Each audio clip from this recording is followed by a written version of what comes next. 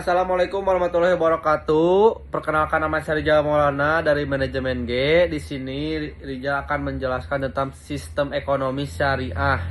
Di mana sistem ekonomi syariah itu terbagi menjadi beberapa bagian. Yang ke satu yaitu prinsip dasar sistem ekonomi syariah. Nah, prinsip dasar sistem ekonomi syariah itu di mana menjelaskan manusia mempunyai kebebasan untuk membuat suatu keputusan yang berhubungan dengan pemenuhan kebutuhan hidupnya. Nah, di mana itu kita berhak untuk memiliki kebutuhan hidup, dan misalkan kita meminjam ataupun ke bank itu atau syariah itu kan maksudnya riba ya. Tetapi itu maksudnya mempunyai hak hidupnya masing-masing untuk kebebasan membuat suatu keputusan. Nah, adapun hak terhadap harta, di mana syariah mengikuti hak individu untuk memiliki harta, perorangan atau pribadi sendiri, memiliki harta yang diperoleh dengan cara sesuai dengan ketentuan Islam.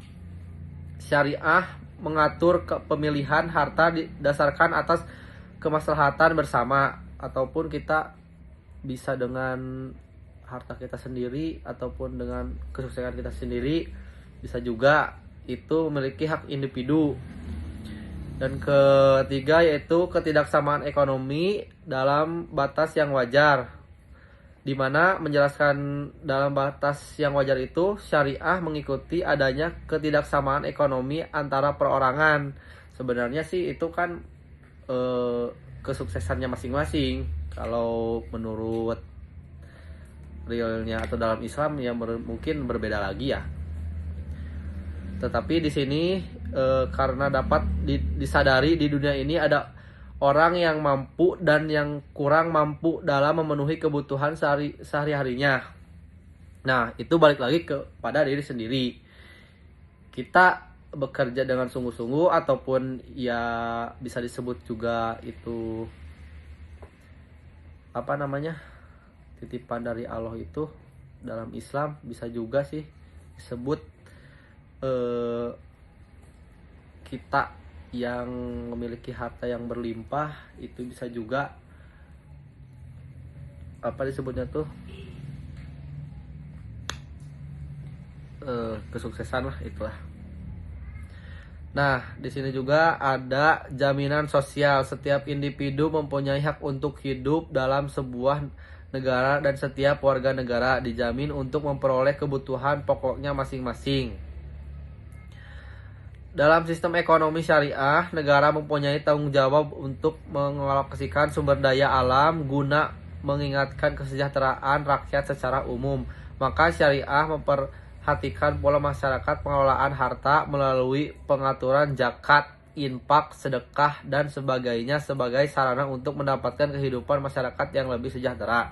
Nah, di sini jaminan sosial itu di sini tercantum zakat, infak, sedekah, dan sebagainya. Jadi kita yang mempunyai, sebenarnya yang orang mampu atau tidak mampu itu sebenarnya wajib untuk bersedekah, itu mau kecil ataupun mau besar ya. Kalau orang yang benar-benar tidak mampu itu gimana, balik lagi ke dirinya masing-masing. Terus latar menumpuk kekayaan. Secara langsung sistem ekonomi syariah melarang setiap individu dengan alasan menumpuk kekayaan dan tidak mendistribusikannya.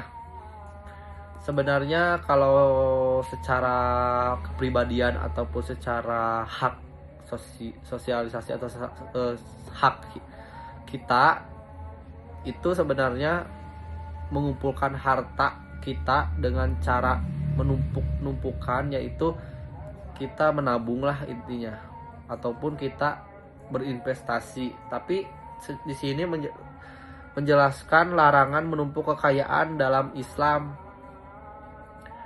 Nah, karena akan menghambat jalannya perekonomian suatu negara, sehingga seorang muslim mempunyai keharusan untuk mencegah diri supaya tidak berlebihan dalam segala hal, dan diantaranya adalah harta.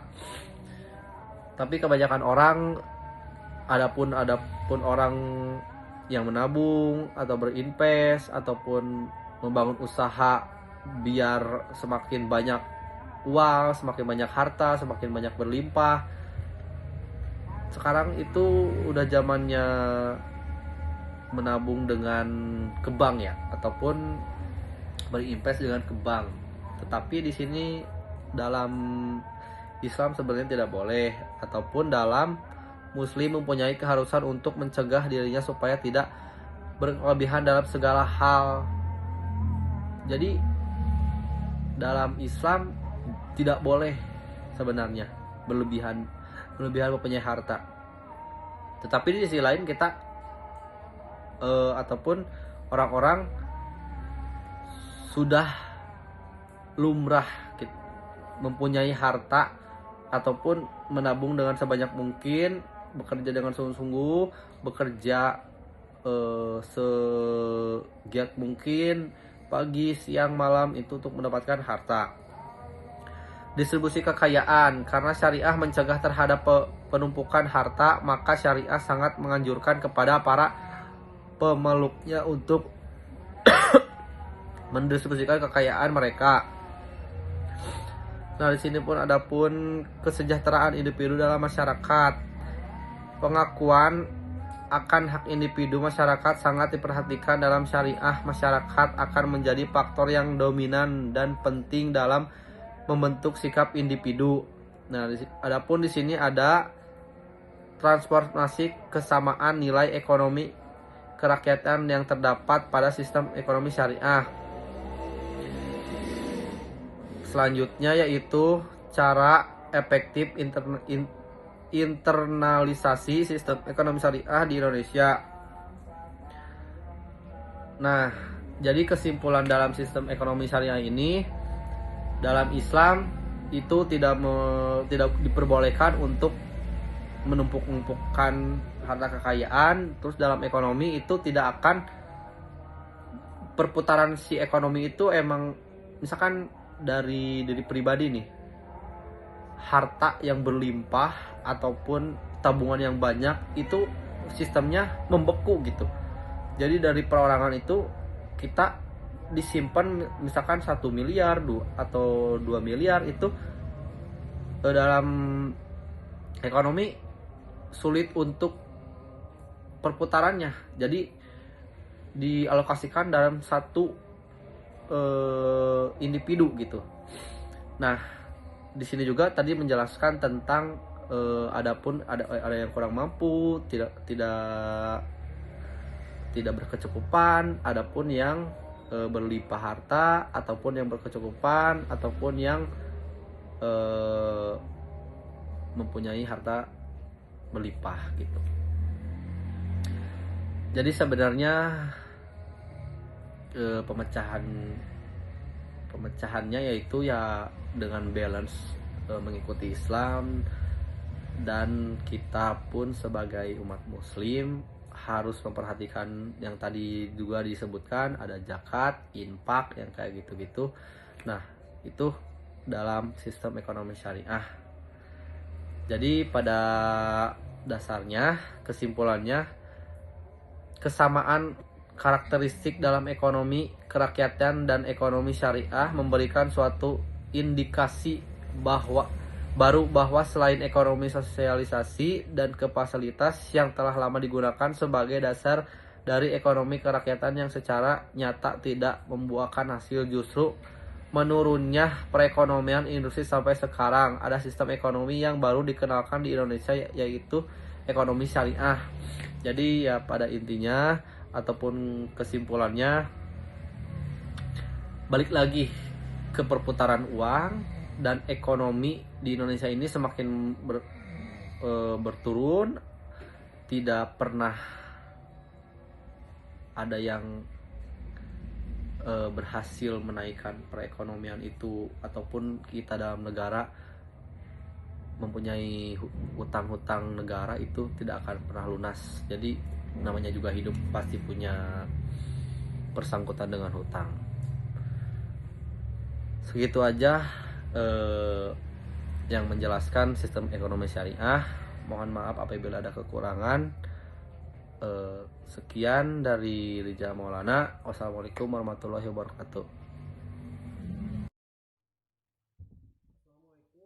warahmatullahi wabarakatuh. Perkenalkan, nama saya Muhammad Jordi Pratama. Di sini saya akan menjelaskan tentang sistem ekonomi syariah. Sistem ekonomi syariah, inti paradigma ekonomi syariah bersumber dari Al-Quran dan Sunnah. Ekonomi syariah mempunyai sifat dasar sebagai ekonomi robani dan insani. Definisi ekonomi syariah menurut beberapa ekonomi Islam. Yang pertama, Muhammad Abdul Manan. Ekonomi Islam merupakan ilmu pengetahuan sosial yang mempelajari masalah-masalah ekonomi rakyat yang diilhami oleh nilai-nilai Islam. Yang kedua, Hasanuzzaman.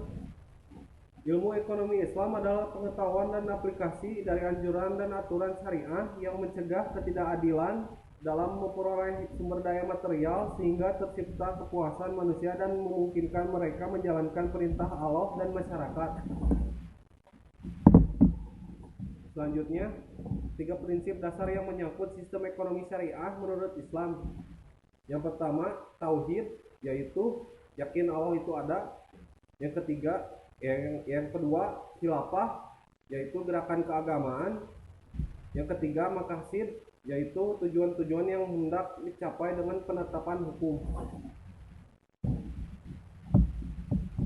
Selanjutnya, 4 ciri sistem syariah. Yang pertama, kesatuan atau unity. Yang kedua, keseimbangan atau equilibrium. Yang ketiga, kebebasan atau free will. Yang keempat, tanggung jawab atau responsibility. Selanjutnya, 5 nilai instrumental yang mempengaruhi tingkah laku pelaku ekonomi Islam. Yang pertama, zakat. Yang kedua, pelarangan riba. Yang ketiga, kerjasama ekonomi. Yang keempat, jaminan sosial. Yang kelima, peranan negara.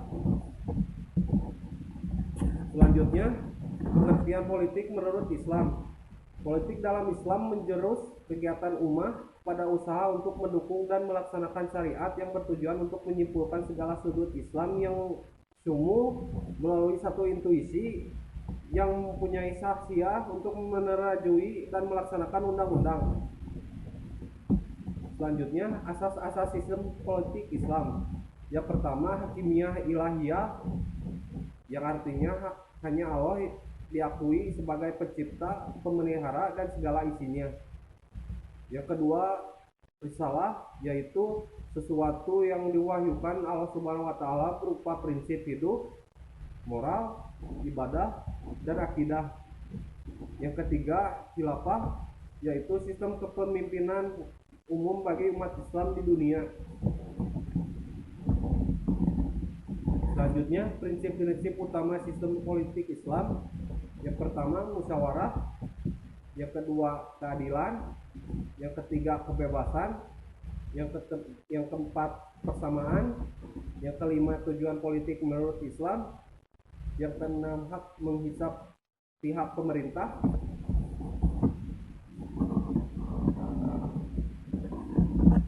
Selanjutnya, konsep hukum dalam Islam. Hukum Islam adalah a system of ethical or moral law. Hukum Islam adalah suatu sistem hukum yang bersumber dari Allah, kehendak Allah yang ditegakkan di atas bumi. Hukum Islam disebut syariah atau jalan kebenaran. Al-Quran dan Sunnah adalah sumber utama dari hukum Islam. Hukum Islam adalah produk pemikiran dan penelaran yang berarti pula menerima konsekuensi sebagai ilmu, yaitu skeptis, bersedia untuk diuji dan dikaji ulang, dan sebagai ilmu yang tidak kebal kritik. Selanjutnya, hukum Islam sebagai hukum dibuktikan dengan karakteristik keilmuan. Yang pertama, bahwa hukum Islam tersusun melalui asas-asas tertentu. Yang kedua, pengetahuan itu terjaring dalam suatu kesatuan sistem dan kerja. Yang ketiga, mempunyai metode-metode tertentu dalam operasional. Sekian dari saya. Assalamualaikum warahmatullahi wabarakatuh.